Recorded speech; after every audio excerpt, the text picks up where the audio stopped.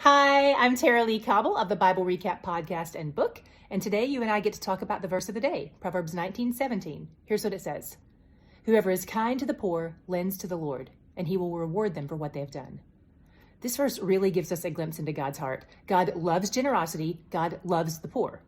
What's interesting to me about this verse is that King Solomon is the one who is attributed with writing it, and he was the wealthiest man who ever lived. Sometimes it can be easy or even natural to despise or mistrust people who have a different socioeconomic status than us.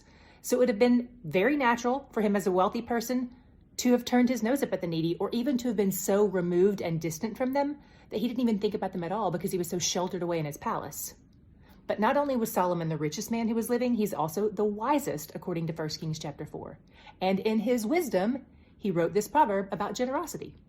One thing I love about this proverb is that it shows us that God identifies himself with the poor.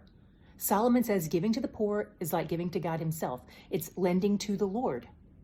And then we see that God responds to generosity with generosity of his own. He rewards those who are generous to the poor.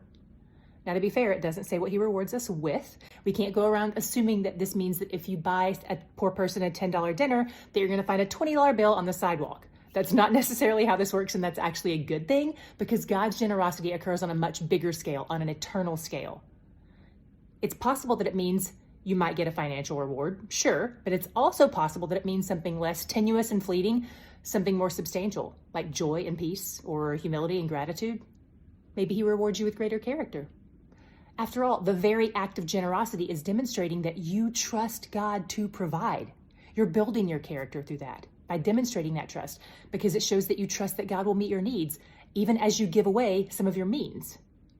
So today, how will you be generous? Today, how will you demonstrate God's love to the people around you?